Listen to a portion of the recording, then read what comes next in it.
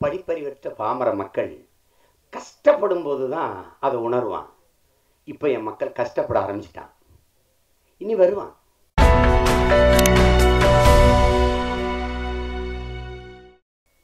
துக்ளக் அவர்களை அறிமுகம் செய்திருக்கிற கடம்பான்பாறை பாட்டு வெளியீட்டு விழாவில் பங்கேற்கிற வாய்ப்பை பெற்றமைக்கு பெரிதும் மகிழ்கிறேன். பங்கேற்று வாழ்த்தி அமர்ந்திருக்கிற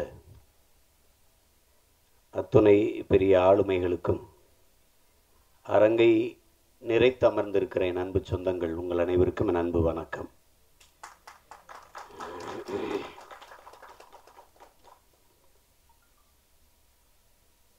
அநீதியை கண்டு அச்சம் கொள்ளாமல் எதிர்க்க துணிந்தவன் எவனோ அவனே உண்மையான ஜிஹாத், அவனே உண்மையான புனித போராளி என்கிறார் நபிகள் நாயகம் ஸல்லல்லாஹு அலைஹி வஸல்லம் அவர்கள். அப்படி நபி மொழியின் வழி நின்று வாழ்கிற ஒரு புனித போராளியாகத்தான் நான் என்னுடைய அண்ணன் மன்சூர் அலிகான் அவர்களை பார்க்கிறேன். இதற்கு முன்பு எங்கள் நிலத்தில், எங்கள் இனத்தில் எங்களுடைய தாத்தா கண்ணியமிக்க காயிதே மில்லத், காயிதே மில்லத் என்றால் மிக உயர்ந்த வழிகாட்டி என்று பொருள். அவர்தான் இந்திய ஆட்சி மொழியாக எந்த மொழியை கொண்டு வருவது என்ற விவாதம் நடக்கிற போது, இந்திய மொழிகளில் மிக தொன்மையான மொழி எதுவோ அதுதான் இந்தியாவின் ஆட்சி மொழியாக இருக்க வேண்டும் என்கிற கருத்து. அப்போது நம்முடைய தாத்தா இந்திய மொழிகளில் மிக தொன்மையான மொழி ஆட்சி மொழியாக வர வேண்டும் என்றால் அது தமிழ் மொழிதான் இருக்க வேண்டும். இந்திய மொழிகளிலேயே மிக மிக தொன்மையான மிக மூத்த மொழி தமிழ்தான். இதை எந்த வரலாற்று ஆசிரியனும் எந்த தொல்பொருள் ஆய்வாளனும் மறுக்க இயலாது. அந்த மொழி என் தாய்மொழி என்பதில் எனக்கு அளப்பெரிய பெருமையும் மகிழ்ச்சியும் உண்டு. எனவே தமிழ்தான் ஆட்சி மொழியாக வர வேண்டும் என்று வாதிட்ட பெருந்தகை நமது தாத்தா காயிதே மில்லத் அவர்கள். அப்போது நேரு அவர்கள், காயிதே மில்லத் சாஹிப் அவர்கள் எழுந்து பேச ஆரம்பிக்கும் போது உருது தான் ஆட்சி மொழியாக வர வேண்டும் என்று சொல்லுவார். ஆனால் இஸ்லாமியர் என்றால் உருது பேசுகிறவர் என்றுதான் அவர்கள் கருதியிருக்கிறார். அப்போது காயிதே மில்லத், நீங்கள் உருதை கேட்பீர்கள் என்று நினைத்த நீங்கள் தமிழை கேட்கிறீர்கள் என்று நேரு அவர்கள் கேட்டதற்கு நமது தாத்தா, இஸ்லாமியங்கள் வழி, இன்ப தமிழே எங்கள் மொழி என்று பேசியவர். நான் அல்லாஹ் என்று அழைப்பதற்கு முன்பே அம்மா என்று அழைத்தவன் என்று பேசி, அவர் வழி வழியே வந்த மானத்தமிழ் மறவன் என்னுடைய அண்ணன் பழனி பாபா அவர்கள், நான் தமிழன், நான் இருந்தேன், மதம் தான் எனக்கிட்ட வந்துச்சு, நான் மதத்தை தேடி போகல. என் அண்ணன் பழனி பாபா அவர்கள், என் அன்பான மக்களே, நீங்கள் மதமாக சாதியாக பிளந்து விரிந்து கிடந்தால் உங்களை தனிமைப்படுத்துவார்கள், அச்சப்படுத்துவார்கள். மொழி இனமாக நின்றால் நீங்கள் பேராற்றலை பெறுவீர்கள், பாதுகாப்பாக வாழ்வீர்கள் என்று கற்பிக்கிறார். அந்த வழி வழியே வருகிற ஒரு வீரத்தமிழ் மானத்தமிழ் மறவனாக நான் என்னுடைய அண்ணன் மன்சூர் அலிகானை பார்க்கிறேன்.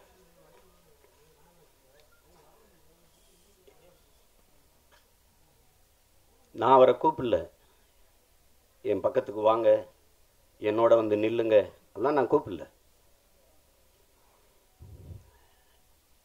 நான் சிறுவனா இருக்கிற போதே அவர் பாட்டாளி மக்கள் கட்சியில் இருந்தவர். எங்க ஐயா கூட பல அரசியல் இயக்கங்களுக்கு போனவர். அவருக்கு முதிர்ச்சி இருக்கு, அறிவு தெளிவு இருக்கு, புரிதல் இருக்கு. யோசிக்கிறாரு அவன் சரியா இருப்பான்னு. அப்புறம் என்கிட்ட வர்றாரு. எனக்கு எப்படி வர்றாரு, மோடி அவர்கள் தமிழகத்துக்கு வருகைக்கு நாங்கள் கருப்பு கொடி காட்டுறோம். காட்டி ஒரு அரங்கத்தில் எங்களை எல்லாம் கைது பண்ணி வச்சிருக்காங்க. அப்போ என்னை கைது செஞ்சு உள்ள போட போறாங்க.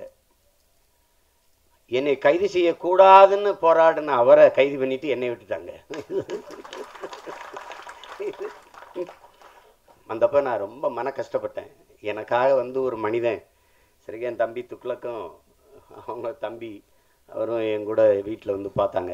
நான் ரொம்ப மனத்து ஏற்பட்ட காலங்களில் அது ஒன்று. அது அந்த காலம் எப்படியாவது வெளியில் எடுத்துடணும். ஏன்னா குண்டாசு ஆட்சி உங்களுக்கு தெரியும், பிஜேபியினுடைய நீட்சி கிளை ஆட்சி தான் அது. மன்சூர் அலிகான குண்டாசு போட்டுடணும்னு நினைப்பாங்க. அது எப்படியாவது அந்த குண்டாசு சட்டத்திலிருந்து அவரை வெளியில் கொண்டு வந்துடணும்ன்ட்டு பெரும் போராட்டம் போராடி எடுத்தோம், வெளியில் எடுத்தோம். அது வேற. அச்சப்படுற ஆள் இல்லை நினைக்கிறத சுந்தரவள்ளி எங்கள் பேராசிரியர் கூட சொன்னாங்க. மனசில் பட்டது பேசணும். அடிமை எப்படி உருவாகுறான்? ஒரு அடிமை அநீதி எதற்கு துணிவில்லாதவன் சகித்து கொள்றான். தொடர்ச்சியாக சகித்து கொள்கிறவன் அடிமையாயிடுறான். இதுதான் இருக்கிறது. அவர் அடிமையாக இருக்கிற விரும்பலை, நாங்களும் விரும்பலை.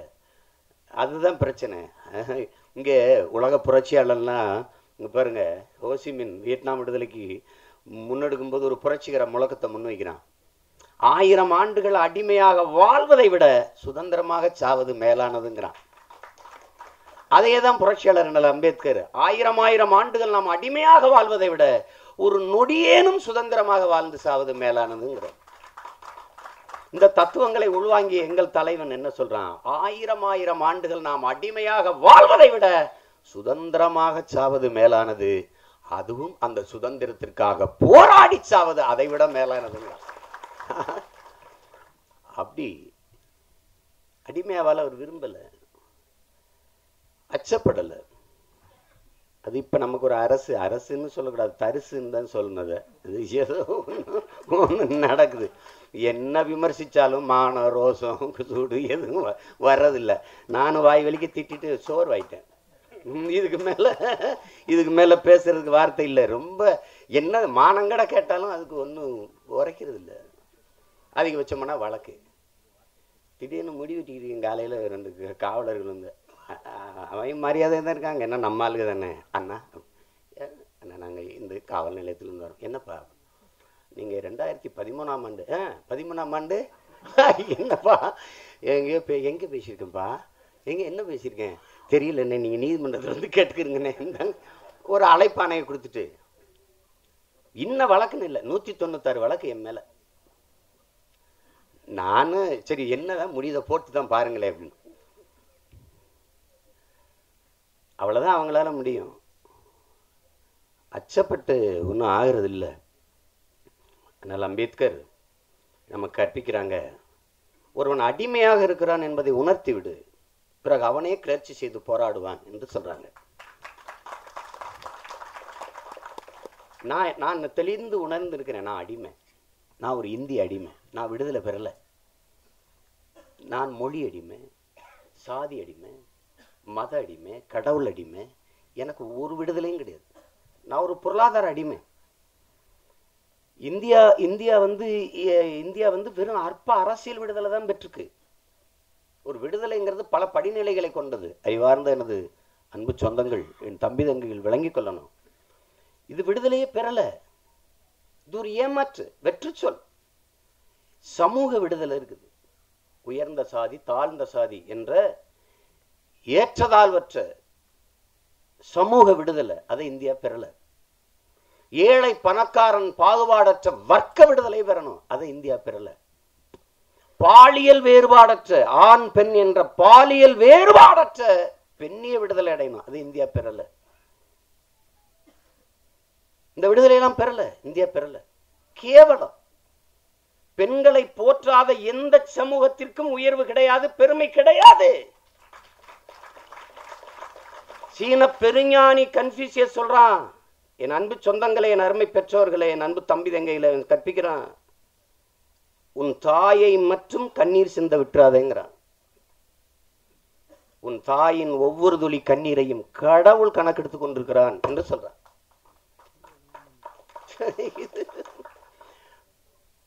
இவன் பைத்தியக்கார கோயிலுக்குள்ள பெண்கள் வரக்கூடாதுங்கிறான். டேய், பெண்களை விட புனிதமானது உலகத்திலே ஒண்ணும் கிடையாதுடா. முட்டாப்பல. இந்த பூமி பந்து புனிதப்பட்டு இருப்பதே பெண்களால தான். இந்த பைத்தியக்கார பயலுக அயோத்தியில ராமரை வச்சு அரசியல் செஞ்சுட்ட மாதிரி ஐயப்பனை வச்சுக்கிட்டு ஆடிக்கிறான். அவன் காங்கிரஸ் கம்யூனிஸ்ட் ஊடறுத்து போக முடியல, ஏறி மிதிச்சிருவான். ஐயப்பனை பிடிச்சி தொங்குறான். அவர் பாவம். பைத்தியக்கார பயலு. நியாயமா நாங்க தாண்டா கோயிலுக்குள்ள போகக்கூடாது பெண்கள் சொல்லியிருக்கணும். நாங்க கடவுள் மறுப்பாளர்கள், இறை நம்பிக்கை அற்றவர்கள், நாங்க தாண்டா சொல்லியிருக்கணும். முட்டாப்பல. நீ பெண்களை போய் என்ன வெங்கடாசலபதி கோயிலுக்கு போகலாம், சிவன் கோயிலுக்கு போகலாம், முருகன் கோயிலுக்கு போகலாம், ஐயப்பன் கோயிலுக்கு போக கூடாதா எங்க பெண்கள்? அது தீட்டாயிருமா? சாரு கண்டுபிடிச்சிருக்காரு. அது பேச்சுலர் சாமி. அப்ப அனுமாரு பிள்ளையாரெல்லாம் என்ன சாமிடா? அவரும் பேச்சுலர் தானடா. பாருங்க இவங்கள இந்த பயல்களை. இவங்களா வழக்கு போடுவாங்களாம், போட்டதே இவங்க தான். தீர்ப்பு இவங்க தான் கொடுக்குறாங்க. தீபக் மிஸ்ரா இறங்கும்போது ஏன் அவரு இவன் போட்டால்தான் இவாள் தான் அது தீர்ப்பு அப்படி கொடுக்க வைக்கிறது. அப்புறம் உள்ள போகாத அப்படின்னு. ஏய், நாங்க வர்றோம், ஐயப்பன் கோயில கட்டுறோம், பெண்கள் மட்டும் வழிபட வேண்டும் என்று சட்டம் போடுறோம். பாரு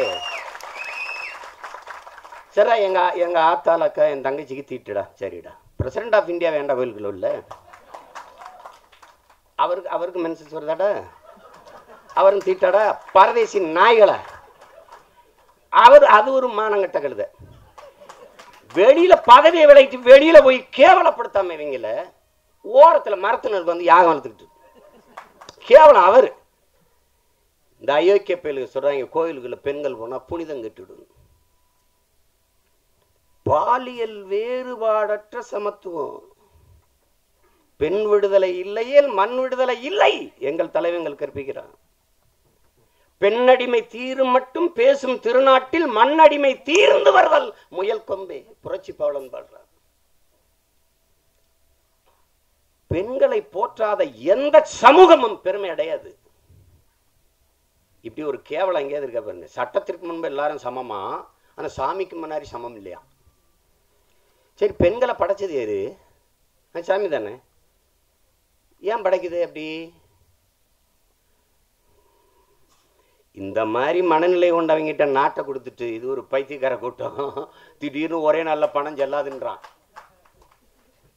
அதனால ஊழல் ஒழிப்பேன் லஞ்சத்தை பணம் செல்லாதுக்கும் ஊழல் லஞ்சத்துக்கு ஏதாவது சம்பந்தம் இருக்கா? இப்ப எப்படி கும்பிடாத பார்த்தே இல்லை. இப்ப நீங்க பாக்குறீங்களான்னு தெரியல. வலைவெளியில அப்படியே அமைதிப்படை சத்யராஜ் மாதிரியே எங்க அண்ணன் மாதிரியே இன்னும் கொஞ்ச நாள் பாருங்க படுத்துருவார். படுத்து கும்பிடுவார் பாருங்க, படுத்து கும்பிடுவார். Digital India, make in India, clean India. Clean இந்தியானா என்ன அர்த்தம் உங்களுக்கு தெரியுமா? உங்களுக்கு தெரியாது. சொச்ச பாரத் அப்படின்னா மிச்ச பாரத் என்ன வித்துருவோம். இது கிளீன் இந்தியான்னா இன்னொரு 10 வருஷம் 5 வருஷம் கழிச்சு பார்த்தீங்கன்னா ஒன்றும் இருக்காது. மலை, காடு, ஆறு, ஏரி, குளம் எல்லாம் இருக்காது. எங்கடா எது வடிவேல் மாதிரியே இங்கே கிணறு இருந்துச்சுக்கானா, இங்கே ஆறு இருந்துச்சுக்கானா, இங்கே மலை இருந்துச்சுக்கானா. நாங்கள் சொன்னோமே கிளீன் இந்தியான்னு. தொடச்சு சுத்தம் பண்ணிட்டோம். ஸ்வச்ச பாரத், அதுதான் ஸ்வச்ச பாரத். என்னவோ ஒண்ணு.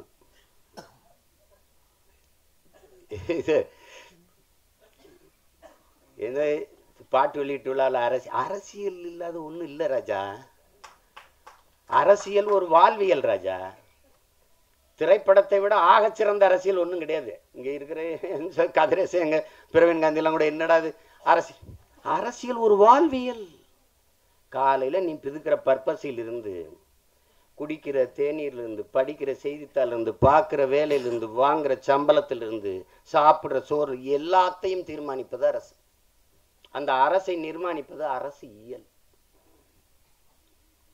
புவியியல், அறிவியல் போல அரசியல். அது ஒரு வாழ்வியல். அதை யாரோ ஒரு எடப்பாடி பழனிசாமி ஓபிஎஸ் செய்யறதுன்னு நீ நினைச்சின்னா உன்னை மாதிரி பைத்தியக்காரன் உலகத்தில் கிடையாது. அரிஸ்டாட்டில் என்ன கற்பிக்கிறான்? அரசியல் வேண்டாம் என்று நீங்கள் விலகி நிற்கலாம், அரசியல் உங்களை விட்டு ஒருபோதும் விலகாதுங்கிறான். அரசியல் வேண்டாம் என்று நீங்கள் விலகி நின்றால் எவனை அருவருக்கிறீர்களோ அவன் ஆட்சியின் கீழ வாழ நேரிடுங்கிறான் பிளாட்டோ. இப்ப நடந்துருச்சு.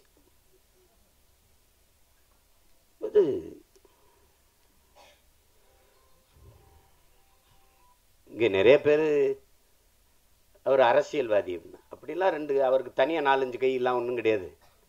அப்படிலாம் ஒன்றும் கிடையாது. அரசியல் இது தொழில் ஆயிடுச்சு, நிறுவனம் ஆயிடுச்சு. அது இல்லை. அரசியல் என்பது ஆகச்சிறந்த பணி. முழுக்க முழுக்க மக்களுக்கான சேவைதான் அரசியல் என்று பெருந்தலைவர் கற்பிக்கிறாங்க. நாங்க அரசியல் என்பது அனைத்து உயிர்களுக்குமான தேவையும் அதை நிறைவு செய்யும் சேவையும் தான் அரசியல் என்ற புரிதலோடு களத்தில் நிற்கிற பிள்ளைகள். எங்களோடு என் அண்ணன் மன்சூர் அலிகான் அன்னைக்கு அண்மையில் கஜா புயலுக்கான இழப்பீட ஆய்வு செய்யலை, வழங்கலை. அதுக்காக ஒரு பெரிய போராட்டத்தை செஞ்சோம் நாகப்பட்டினத்தில். அண்ணன் பங்கேற்றார். அவரே வாகனத்தை ஓட்டிக்கிட்டு வர்றார். அவருக்கு தேவையில்லை. ஆனாலும் இந்த மண்ணின் மீது, இந்த மக்களின் மீது கொண்டிருக்க பேரன்பு, பெருத்த பற்றின் காரணமாக பங்கேற்றாங்க.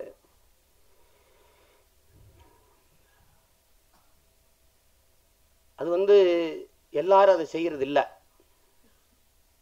எல்லாரும் செய்யறது இல்லை. இப்போ தமிழ்ச்செல்வன் சேலம் ஆறாறு தமிழ்ச்செல்வன் இருக்கிறாருன்னா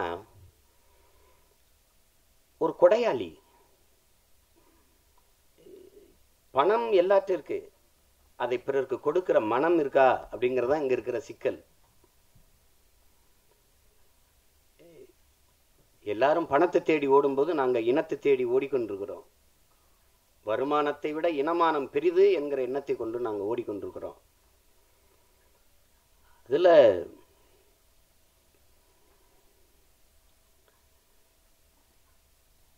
இங்க பேசிய எங்க ஐயா ஆணைமுத்தவர்கள் மிகப்பெரிய ஆளுமை. நான் பேராசிரியர் சுந்தரவல்லி சொன்னது மாதிரி எங்க அண்ணன் சொன்னாங்க, நான் திருமுருகன் காந்தியை கூப்பிடுறேன், ஐயா ஆனமுத்தை கூப்பிடுறேன், பேராசிரியர் சுந்தரவல்லியை கூப்பிடுறேன், அக்கா அருள்மொழியை கூப்பிடுறேன், அதில் ஒன்றும் பிரச்சனை இல்லைன்னு. நீங்கள் கூப்பிடலன்னா தான் பிரச்சனை, எல்லாரையும் கூப்பிடுங்கன்ட்டு. ஆனமுத்தெல்லாம் எவ்வளோ பெரிய இன்னைக்கு 69 விழுக்காடு இடஒதுக்கீடு மண்டல் கமிஷன் அறிக்கையவே கொண்டு வந்த ஒரு மகத்தான தலைவன் ஒருத்தன் உண்டுன்னா அது ஆனமுத்து தான்.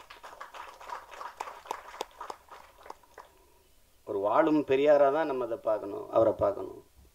மிகப்பெரிய மேதை. அவர் சொல்றாரு பாருங்க, தமிழர் அந்த சிந்தனை கொண்டு நம்ம வாழணும் அப்படின்னு. நாம் ஒரு மூத்த தேசிய இனத்தின் மக்கள். தன் இன பெருமை கொள்ளாதவன் இன உணர்வு கொள்ள முடியாது. தன்னின வரலாற்றை வாசித்து நேசிக்காதவன் வாழ முடியாது. வாழ்ந்ததா செய்தி இல்லை. ஒரு அறத்தின் வழி நின்று வாழ்ந்த ஒரு இனத்தின் கூட்டம் தமிழர்கள். நீங்க கவனிங்க, மிக பண்பட்ட இனம், மிக நாகரிகம் அடைந்த இனம் போராடாதுங்கிறான். அது தமிழ் சமூகத்துக்கு பொருந்தும். நீங்க கேட்கலாம், என்ன இருந்தாலும் இந்த இனம் வரவே மாட்டேங்குது, போராடவே மாட்டேங்குதுங்கிற காரணம் அதான் காரணம். ரொம்ப நாகரிகம் அடைஞ்சிட்டான்.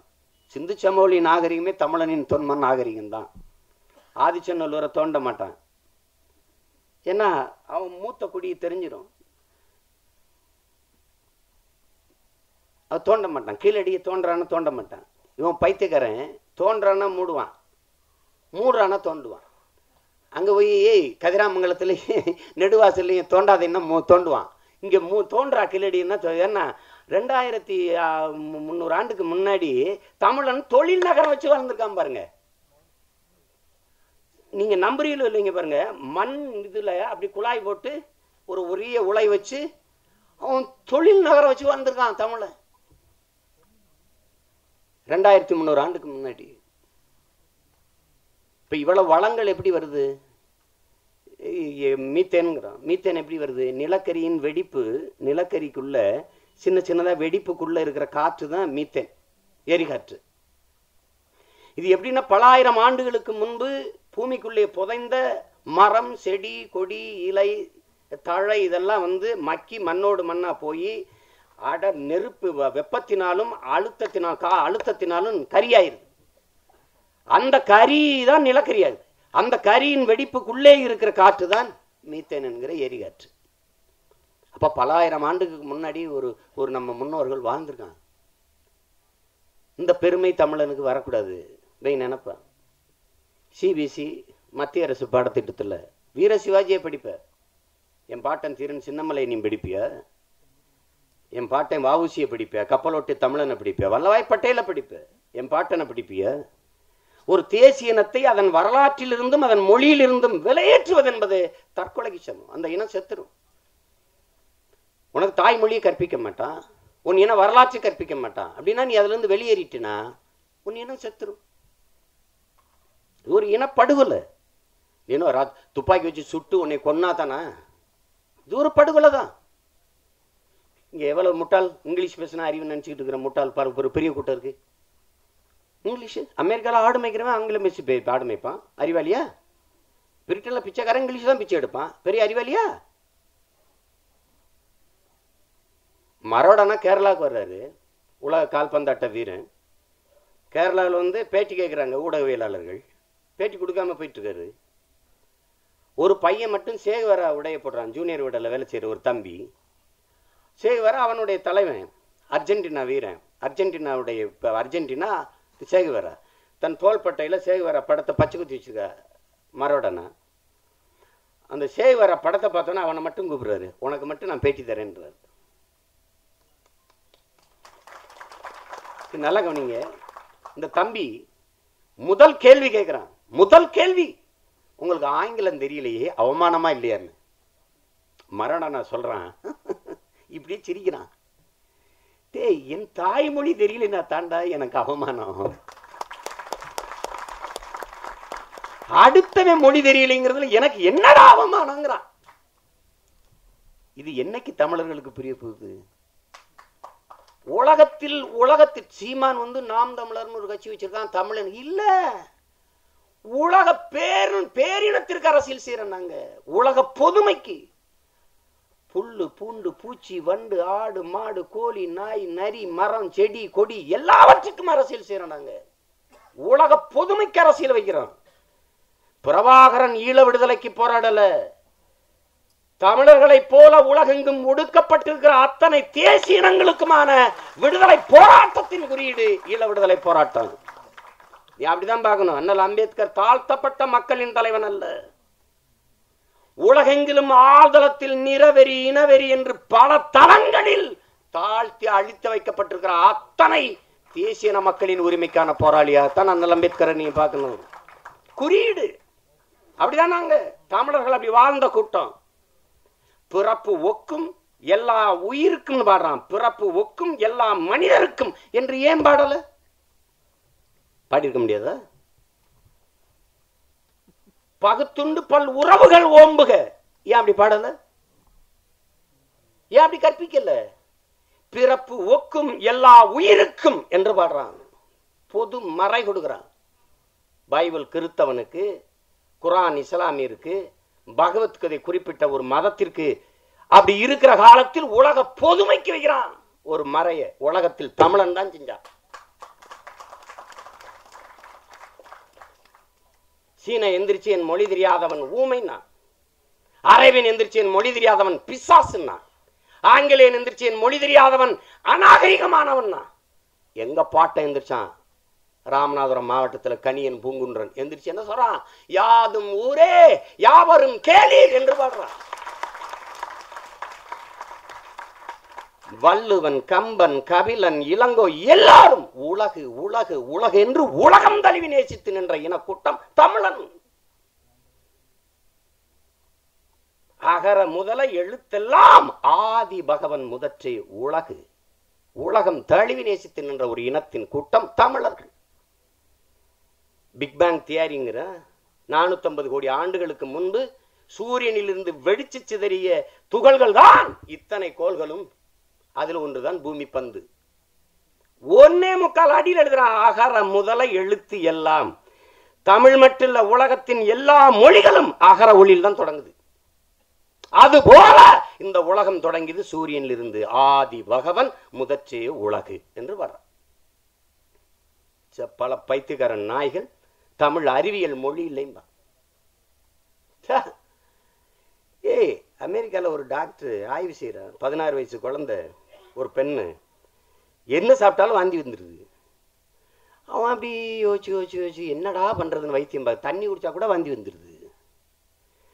அவன் என்ன பண்றான், அவன் வீட்டில் போய் படுத்து மண்டையை குழப்பிட்டு இருக்கான். அவனுக்கு ஒரு தோணுது, நோயாளிக்கு எனக்கு நோய் வந்து கேட்குதான், எனக்கு நோயாளிக்கு இடையில நீ யாரா அப்படின்னு அந்த டாக்டர் கேள்வி எழுப்புதுன்ட்டு அவன் அப்படியே சிந்திச்சுட்டு என்ன பண்றான், உள்ள நோயாளியை போட்டு கதையை போட்டுட்டு போயிடுறான். ஒண்ணுமே கொடுக்கல அந்த பொண்ணுக்கு. பல நாட்கள் கழிச்சு போய் பார்க்குறான், அந்த பொண்ணு அப்படியே கிடக்குது, கையை காட்டுது, தண்ணியை கொடுக்குறான், குடிக்குது, வாந்தி வரல. அப்ப அவன் எழுதுறான், உணவே மருந்து, பசித்தவுடன் புஷி. யாரு சாரு ஆய்வு. எங்க அப்பா நம்மால் வரு, டேய் நீனு உன் ஆய்வு வெங்காயம், நீ உங்க ஆத்தா உன் பரம்பரை கருவாகிறதுக்கு முன்னாடி எங்க பாட்டன் பாடுறான்டா. என்ன பாடுறான், மருந்தன வேண்டாவாம் யாக்கைக்கு அருந்தியது அற்றது போற்றி உனின். எப்படி மருந்தே வேண்டாம்டா, சாப்பிட்டது சீரணிச்ச உடனே சாப்பிட்றான்றான். என் அன்பு சொந்தங்களே, நேரத்துக்கு சாப்பிடணும் என்பது சதி, பசிச்சு சாப்பிடணுங்கிறது விதி. இந்த எல்லாம் நீங்க டயத்துக்கு சாப்பிடுங்க, டயத்துக்கு சாப்பிடுங்க. டயம் கண்டுபிடிக்க முன்னாடி என்ன பண்ணி ராஜா, என்ன ராஜா, எங்க ஆத்தால பண்ணலாம் காட்டுல விழுகும்போது டயத்தை பத்தட்டா சாப்பிட்டுக்கிட்டு இருக்கான். பசிச்சு சாப்பிடுங்கடா பைத்தியக்காரங்களா. எங்க அப்பத்தா வரா பாருங்க, இங்க பாருங்க, மருந்தன வேண்டாவாம் யாக்கைக்கு அருந்தியது அற்றது போற்றி உனின். வர அவை ரொம்ப பெருசா இருக்கு. வள்ளுவன் நல்லா தான் எழுதியிருக்கான், ரொம்ப பெருசா இருக்கு, படிக்க கஷ்டப்படுவாங்க பிள்ளைங்க. அப்ப என்ன பண்ணலாம், அதை அப்படி சுருக்கி ஒரு கேப்சூல்ல அடைக்கிறா, பசித்து புசி சின்னதாக்கி விட்டு போற. தமிழன் எதையும் படிக்கல, எது ஒன்றையும் சந்தேகங்கிறான் மார்க்ஸ். 2000 ஆண்டுகளில் இவனை போல சிந்தனையாளன் இல்ல, உலகம் சொல்லுது, நான் சொல்லல. எது ஒன்றையும் சந்தேகி மார்க்ஸ். ஏன் என்ற கேள்வி எதற்கும் கேள், எப்படி என்ற கேள்வி யாவற்றுக்கும் எழுப்பி வருகிறான் சாக்ரட்டிஸ் பேரறிஞர். ஆமா ஐயா பெரியார் வராங்க, 5 5 10 எப்படி 10ன்னு கேள்றாங்கிறாரு. 5 5 10 ஆமா 10 இல்ல ராஜா, எப்படி 10ன்னு கேளுங்கிறது. ஆனா இதுக்கு முன்னாடி ஒருத்தன், எப்பொருள் யார் யார் வாய் கேட்பினும் அப்பொருள் மெய்ப்பொருள் காண்பது அறிவுன்னு பாடுறான். எங்க மார்க்ஸ், பிறப்புக்கும் எல்லா உயிருக்கும் விடவா பொது உடைமை இருக்கிறது? தமிழன் உலகத்திற்கு பொது உடைமை தந்தவன். திட்டமிட தவறுகிற போது தவறு செய்ய திட்டமிடுகிறோம். நாம் படிச்ச தத்துவங்களே ஆகச் சிறந்தது இது. இதை எழுதினவே யாருன்னு தெரியல, ஒரு பெரிய ஞானி, ஒரு தத்துவம் மேத. திட்டமிட தவறுகிற போது தவறு செய்ய திட்டமிட. என்ன மாடா எழுதிட்டான், ஐயோ சரிதான். ஆனா இதுக்கு முன்னாடி எங்க தாத்தா, எண்ணி துணிக கருமம் துணிந்தவன் எண்ணுவம் என்பது இழுக்குன்னு பாடுறான். எங்க ஐயா அப்துல் கலாம் ஊர் ஊரா சொல்லிட்டு இருந்தார், கனவு காணு கனவு காணு. அவருக்கு கனவு அந்த விதைச்சவன் யாரு தெரியுமா, நம்ம தாத்தன் தான். உள்ளுவதெல்லாம் உயர்வுள்ளல், மற்றது தள்ளினும் தள்ளாமே நிறுத்தன். வெள்ளத்தனைய மழ நீட்டம் மாந்தர்தம் உள்ளத்தனைய உயர்வு. தமிழனை அவனை தாண்டி உலகத்தில் ஒரு பேரறிஞன் உண்டா? உளவை பாடியிருக்கிறான். எப்படி உளவினார் கைமடங்கின் இல்லை விளைவதும் விட்டோன் என்பார்க்கின் நிலைன்னு பாடுறான். உழவன் கை சோர்ந்து படுத்துட்டான்னா உலகத்துல எதுவுமே வேண்டாம்னு துறவரம் கொண்டிருக்கான் பாரு துறவி, அவன் கூட வாழ முடியாதுங்கிறான். இதை விட உழவின் பெருமை எவனும் பட முடியாது. அரசாட்சி அரசு எப்படி நடத்தணும்ன்றான் பாருங்க. அரசு முறை செய்து காப்பாற்றும் மன்னவன் மக்களுக்கு இறை என்று வைக்கப்படும். அப்படியே இருக்கு. குடிதழி கோலோச்சு மானின மன்னன் அடிதொழி நிற்கும் உலகு. மக்களின் தாய், பெற்ற தாய் பிள்ளைக்கு எது தேவையோ என்பது குறிப்பறிந்து செய்வார். இந்த நேரம் பசிக்கும் என்று பால் ஊட்டுவாள், இந்த நேரம் உறக்க வரும் என்று தொட்டிலில் இட்டு தாளாட்டுவாள். அப்படி குறிப்பறிந்து தாய் தன் பிள்ளைக்கு செய்வது போல மக்கள் குடிக்கு செய்பவன் அரசன். அப்படி செய்தால் அந்த அரசனை உலகம் போற்றி தொழும் என்று பாடுற. எல்லாத்தையும் கற்பிச்சுட்டு போயிட்டான் தமிழன். அது செயல்படுத்துறதுக்கு தான் ஒருத்தனையும் காண. நாங்க இதெல்லாம் பேசினா எங்கிட்டு இருந்து வருதுன்னு தெரியல. இனவெறி, சொறி, சரங்குலாம் திடீர்னு வந்து என் நாட்டை நான் ஆளணுங்கிறதுல இவனுக்கு என்ன பிரச்சனை? என்ன பிரச்சனை? என் வீட்டுல நான் வாழணுங்கிறதுல உனக்கு என்ன பிரச்சனை? என் நாட்டுல நான் ஆளணுங்கிறதுல உனக்கு என்ன பிரச்சனை? ஏன் இவ்வளவு குதிக்கிற? எதுக்கு கத்துற?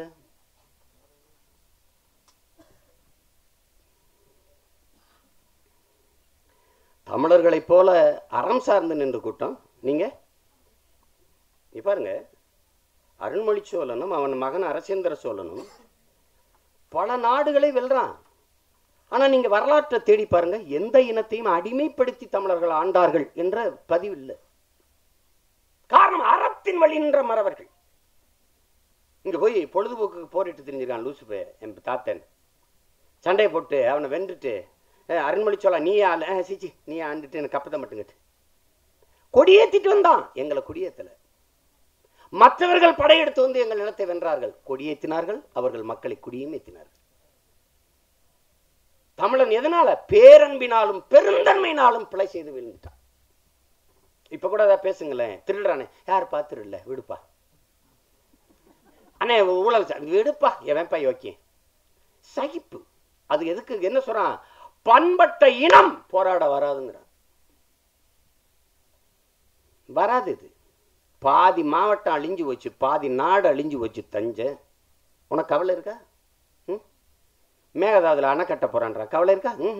உயர் மின்னழுத்த கோபுரத்தை பூமிக்குள்ள புதைச்சு கொண்டு போனா மேல கொண்டு வரணும், அதை பத்தி கவலை இல்ல.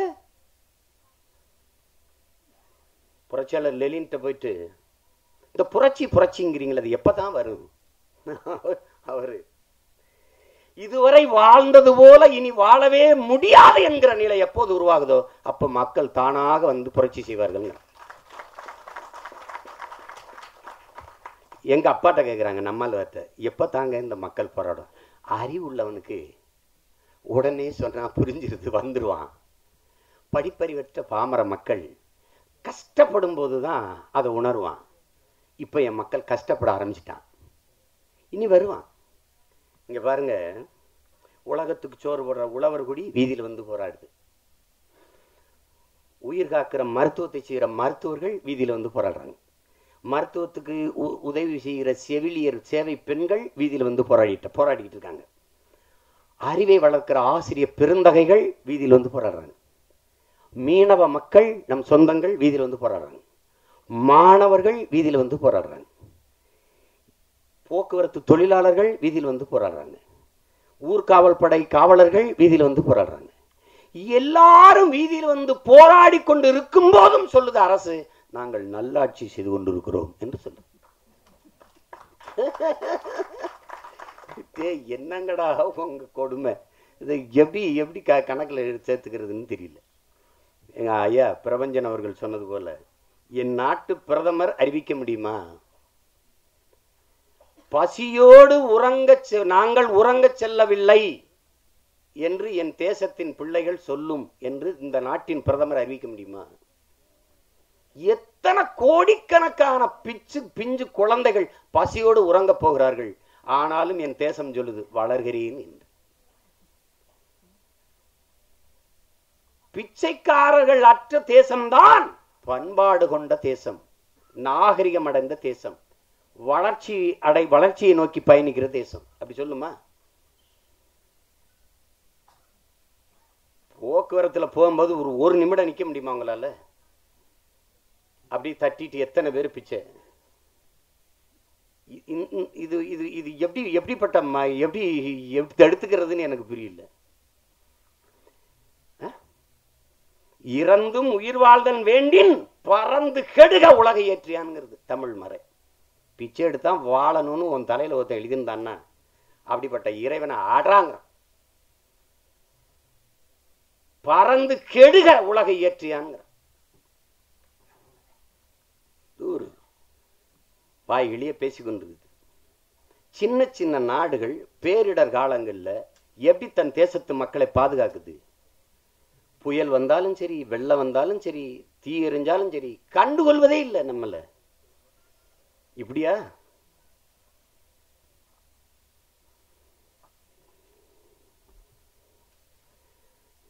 ஏதோ அறிவார்ந்த மக்கள் யோசிச்சு ஏதாவது பண்ணி விடுங்க. கேளிக்கைகளிலும் பொழுதுபோக்குகளிலும் அதிக நாட்டம் கொண்ட இனத்தின் மக்களை புரட்சிக்கு தயார் செய்ய முடியாதுங்கிறான்.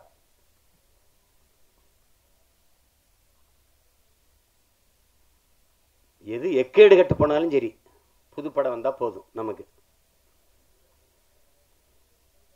கேரளாவில் சினிமா பார்க்கலாம், அங்க சினிமா இல்ல. இந்தியாவில் எல்லா மாநிலங்களையும் சினிமா இல்லையா?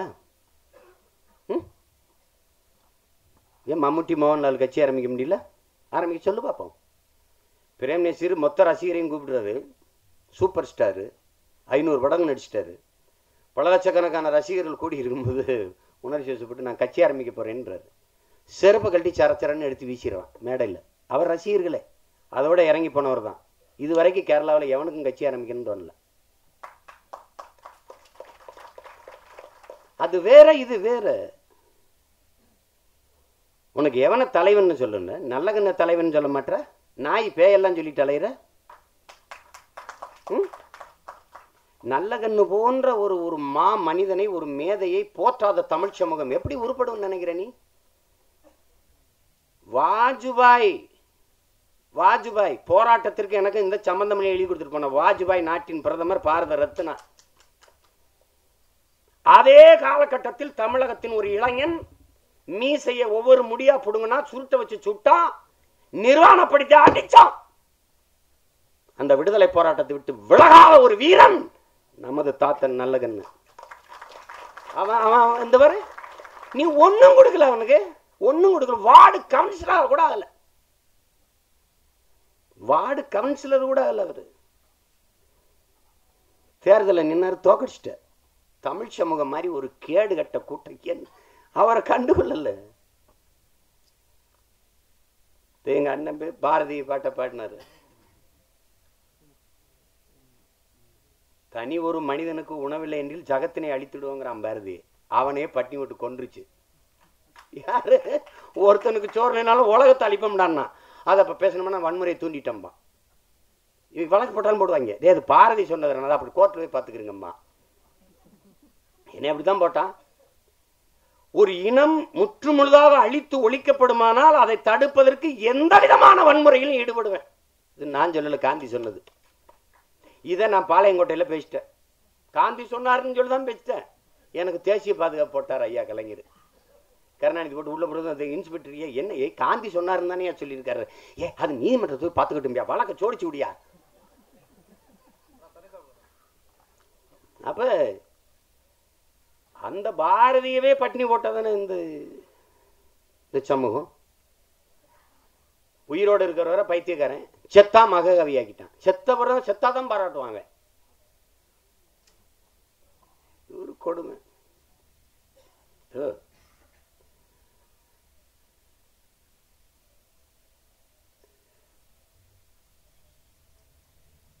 என்னுடைய தம்பி துக்ளக் அவர்கள் அறிமுகமாகிற இந்த படம் மிகப்பெரிய வெற்றி அடையணும். தம்பி மகேஷுடைய ஒளிப்பதிவு ரொம்ப சிறப்பாக இருக்குது. நான் பார்த்தேன் பாடல் காட்சிகளில். ரவிவர்மாவோட இசை ரொம்ப இனிமையாக சிறப்பாக இருக்குது. மிகச்சிறந்த நடிகன் தம்பி அமுதவாணன். இந்த விஜய் தொலைக்காட்சியில் இவங்களுடைய நடிப்புகள்லாம் நான் ரொம்ப ரசித்து பார்க்குறேன். அவங்கெல்லாம் பங்கேற்றிருக்கிறாங்க இந்த படத்தில். மன்சூர் அலிகான் எங்கள் ஊர் மருமகன். அவர் எங்கள் மாப்பிள்ளை. எங்கள் ஊரில் தான் பொண்ணு கட்டியிருக்காரு இளையாங்குடியில். ஒரு பந்தம் எனக்கும் எங்கள் அண்ணனுக்கும். அவருடைய படைப்பு வெற்றி அடையணுங்கிறதுல எனக்கு எப்பவுமே பெரிய ஆர்வம் உண்டு. கடம்பான் பாறை என்ன அது என்ன மீனின் பேரா என்ன அர்த்தம்னு எனக்கு தெரியல. அது பாறையை போல உறுதியானவனாக என்னுடைய தம்பி துக்ளக் அவர்கள் இருக்கணும்.